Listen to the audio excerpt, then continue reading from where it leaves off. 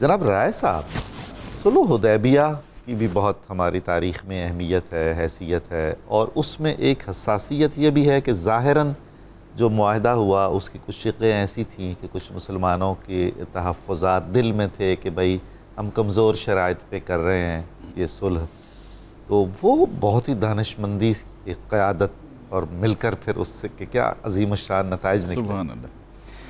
اچھا، میں یہ جو ہے نا میثاق مدینہ مفتی صاحب نے بہت ہی عمدگی سے اس کا فرمایا، اس میں صرف ایک چیز کا میں عرض کروں گا کہ ڈاکٹر حمید اللہ مشہور ترین اسلامک ہمارے اسکالر ہیں، انہوں نے کہا ہے کہ دس از the first ever constitution of the world، return constitution, یہ پہلا تحریری دستور ہے پوری دنیا کا، اور یہ اقوام متحدہ کے آگے جتنی چیزیں ہیں وہ آپ جس سے ملائیں گے آپ کو ایگزیکٹ پتہ لگے گا کہ یہ الف الفضول والے الفاظ ہیں، یہ وہ ہیں، صرف اسی بات کو جیسے حضور صلی اللہ علیہ وسلم نے فرمایا کہ صفائی کا خیال کریں، آب و ہوا کا خیال کریں، درخت لگائیں، اس کو ہم نے انوائرمنٹل سائنسز کا نام دے دیا، تو ہم نے کہا یہ کوئی نئی چیز آ گئی ہے، یہ ہیومن رائٹس ہیں، یہ فلانا کووننٹ ہے، یہ یہی چیزیں ہیں جس کو نئے ٹرمینالوجی کے ساتھ ہمیں پیش کیا جا رہا ہے، کیونکہ بدقسمتی سے ہمیں اپنی چیزوں کا پتہ نہیں ہے، دیر فور ہم ان کی چیزیں مان لیتے ہیں، یہ بالکل آپ نکالیں گے تو ادھر سے سارا کچھ نکلے گا۔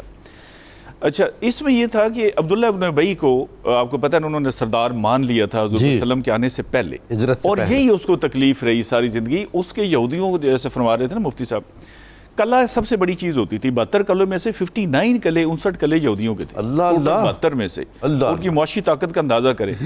اچھا، سونے کا کاروبار بھی وہ کرتے تھے، تو انہوں نے اس کے سر کا ناپ بھی لے کے سونے کا تاج بھی تیار ہو رہا تھا، عبداللہ ابن ابی کا، اوپر سے حضور اکرم صلی اللہ علیہ وسلم تشریف لے آئے۔ اب دیکھیں نا، ہم ذرا دنیاوی بات کرتے ہیں اب دین سے، مطلب ایک سمجھانے کے لیے، ایک لوگ آتے ہیں مکہ مکرمہ سے جن کو وہاں پہ مطلب شہید کرنے کی کوشش ہوتی ہے، اور وہ بالکل ایک پناہ لیتے ہیں آکے ایک طرح کی۔ اچھا، اب اس کو یکدم کنورٹ کرنا کہ وہ جو سونے کا تاج جس کا تیار ہو رہا ہے کہ اس کو چھوڑ کے حضور پاک صلی اللہ علیہ وسلم کو سربراہ مملکت تسلیم کر لیا جائے، زبردستی نہیں، معاہدے کے ذریعے، یہ کمال ہے۔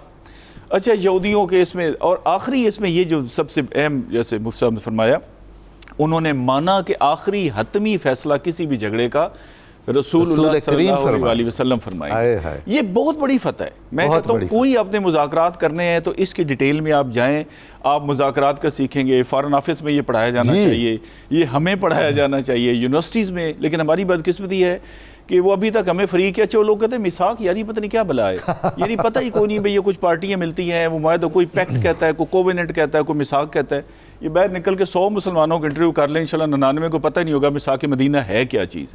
تو یہ بڑی اچھی بات ہے کہ یہ آپ کی جو کاوش ہے کہ یہ مسلمانوں تک ذرا کھول کے بات پہنچے۔ اچھا، اب آ گیا جی آپ کا سوال صلح حدیبیہ کا۔ دیکھیں، یہی مہینہ جو ہم نے کہا نا حلف الفضول والا ذی قعدہ کا، اسی ذی قعدہ کے مہینے میں حضور صلی اللہ علیہ وسلم نے 6 ہجری میں ارادہ فرمایا کہ 6 سال ہو گئے تو جا کے عمرہ کیا جائے۔ اچھا، تھوڑا سا جب چلے مدینہ منورہ سے تو حضرت عمر رضی اللہ تعالیٰ عنہ نے کہا کہ دیکھیں ہیں تو یہ وہی کافر جنہوں نے ہمارے ساتھ دیکھیں نا 13 اور 6 19 سال تو ہو گئے تھے، تو انہوں نے کہا کہ ان پہ اعتبار نہیں کیا جا سکتا، اس لیے اسلحہ منگانا ضروری ہے۔ حضرت عمر رضی اللہ تعالیٰ عنہ کے مشورے پہ رسول اللہ صلی اللہ علیہ وسلم نے فرمایا یہ بالکل صحیح کہتے ہیں، گو ہم عمرے کے لیے جا رہے ہیں لیکن پھر مدینے سے اسلحہ منگایا اور وہ اسلحہ ساتھ رکھا۔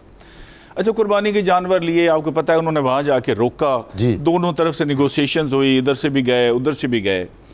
جو قریش کا ایک، قریش تو میں نے خیر لکھا نہیں ہے کیونکہ حضور صلی اللہ علیہ وسلم بھی قریشی تھے، کافر ہی کہنا چاہیے، اسے ہم کہتے ہیں نا قریش مکہ، تو میں نے کتاب میں بھی لکھا ہے کہ قریش مکہ نہیں کہنا چاہیے، تو حضور صلی اللہ علیہ وسلم قریشی ہیں، صحابہ کرام قریشی، سیدھا سیدھا کہے کافر جو تھے جنہوں نے اسلام قبول کیا۔ اچھا، ان کی طرف سے جو ایک آتا ہے نا، اس کا نام ہے عروہ بن مسعود ثقفی، قبیلہ جو بنو ثقیف کا تھا، اس نے جا کے واپسی جو ان کو بتایا نا کہ وہاں کے حالات کیا ہیں، وہ میں 5 چیزیں آپ کے سامنے رکھنا چاہتا ہوں، کیونکہ میں نے اپنی کتاب میں لکھی ہے اس لیے میں یہاں سے نقل مارنے میں یعنی میں مار سکتا ہوں، آپ کا اپنا ہی مال ہے۔ ہاں جی، اپنا مال ہے۔ اچھا، اس نے کہا جا کے اپنی قوم کے لوگوں کو، اس نے بتایا مکے والوں کو، اس نے کہا جی میں ہر دربار میں گیا ہوں، کیسر و کسریٰ کے درباروں تک میں گیا ہوں، میں نے وہاں پہ یہ چیزیں نہیں دیکھی جو میں نے رسول اللہ صلی اللہ علیہ وآلہ وسلم اور ان کے جو صحابہ کرام ہیں 14 جو وہاں دیکھی ہے۔ کیا دیکھا ہے؟ اس نے کہا جی حضور پر وسلم جب کھنگارتے ہیں یا تھوک مبارک جو بھی کہہ لے، تو فرمایا کہ لوگ ایسے ہاتھ آگے کر دیتے جی۔ اس نے کہا نمبر 2، اس نے کہا کہ جب آقا کریم صلی اللہ علیہ وآلہ وسلم وضو فرماتے ہیں تو ایک ایک قطرے کے لیے کوشش ہوتی ہے صحابہ کرام کی کہ یہ ہم لے لیں، زمین پہ نہ گرے، ہم لے لیں، جسم پہ ملتے ہیں، منہ پہ ملتے ہیں۔ فرمایا کہ جب حکم دیتے ہیں کوئی حضور پاک صلی اللہ علیہ وسلم تو ہر بندے کی کوشش ہوتی ہے کہ یہ دوڑ کے بھاگ کے میں کروں. کیا بات. اپنی آوازوں کو پست کر لیتے ہیں. دیکھنا سورۃ الحجرات کی آیت نازل اسی پہ ہوئی.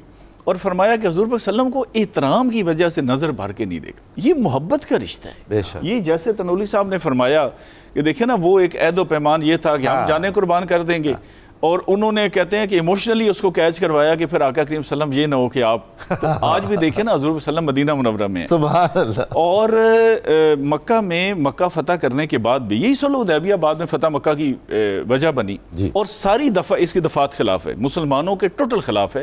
لیکن ایک چیز میں ناظرین کی دلچسپی کے لیے آپ تو سب کو پتہ ہے کہ عربوں کا آپ کو پتہ ہے نا, ہمیں اجمی کہتے ہیں جی کہ یہ تو گونگے, ان کو تو کچھ آتا ہی نہیں. اور وہ سہیل بن جو آیا تھا ظاہر سوچ سمجھ کے بھیجا تھا. اس میں لفظ لکھا گیا رجلن.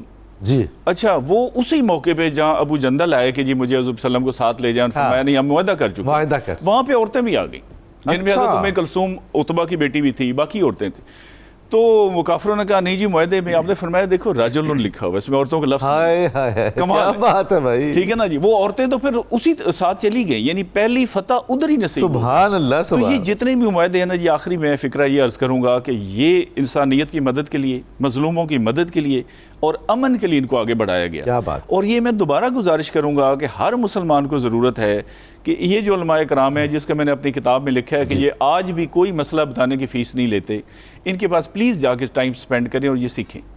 یہ آپ نے توجہ دلائی ہے, تو ایسا نہ ہو کہ فیس شروع ہو جائے, ایسی باتیں نہ کیا کریں. نہیں وہ تو چائے پلاتے ہیں. میں نے انتصاب بھی علماء کرام کے نام پہ کیا. لیکن ڈاکٹر مشورے کی فیس لیتا ہے, وکیل مشورے کی لیتا ہے, آرکیٹیکٹ لیتا ہے, چارٹرڈ اکاؤنٹنٹ لیتا ہے, ٹھیک ہے, اب تو خراد والا بھی لیتا ہے. وہ کہتا ہے وزٹ کتنے پیسے. حضور یہ آخرت میں محل لیں گے, ہاں اپنا اجر وہاں ان کے اکاؤنٹ کھلے ہوئے ہیں. یہ تو کھلے ہوئے ہیں, لیکن ہمارا فرض ہے نا جی کہ ہم جا کے ان سے فیض حاصل کریں. اس لیے میں نے کہا نا کہ میں نے کتاب کا جینوئنلی دل سے انتصاب جو ہے علماء کرام کے نام